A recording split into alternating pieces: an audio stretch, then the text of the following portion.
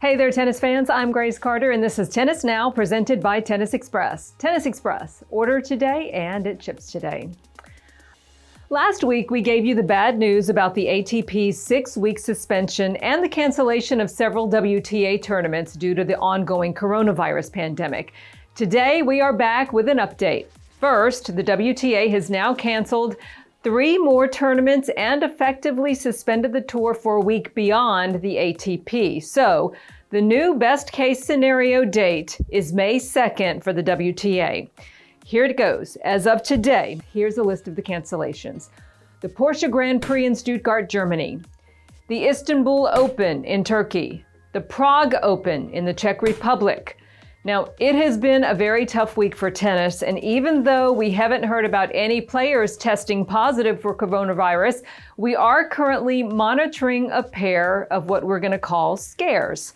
Former singles player Yaroslava Shvedova had to be quarantined because she learned about an infected man who was on her flight from Moscow to Kazakhstan last week. Now, she was traveling home from Indian Wells. She was going to be seeing her family.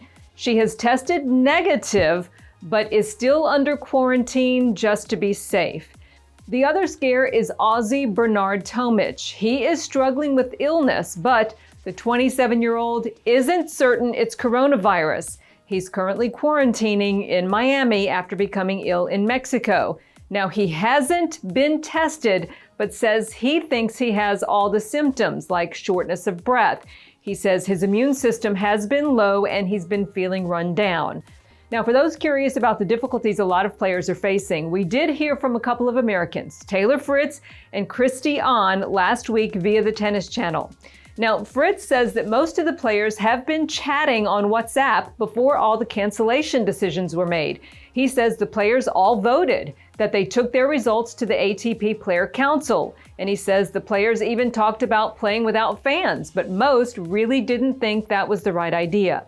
Now, Christy Ahn is a member of the WTA Player Council. She says there was a lot going on behind the scenes many of us didn't know about, which is why the WTA's decisions were made differently than the ATP's. Ahn says that WTA CEO Steve Simon took a lot of time to meet with tournament owners and directors and to strategize about exactly how to handle the situation and break the news to players in tournaments. She says she could feel the panic and the anxiety among all the players, but also they were trying to understand how difficult this was going to be for the tournaments who would be facing severe financial difficulties. Ahn says there's a lot of uneasiness and that a lot of players are frustrated. But she says the WTA is trying to keep the players in the loop as the decisions get made. Now, kudos to the players and the tournaments for handling things so well during what's got to be an incredibly difficult situation, and also kudos to the fans for staying patient. Because now more than ever is the time to practice social distancing and to be patient and hopeful that together we're all going to come out of this pandemic.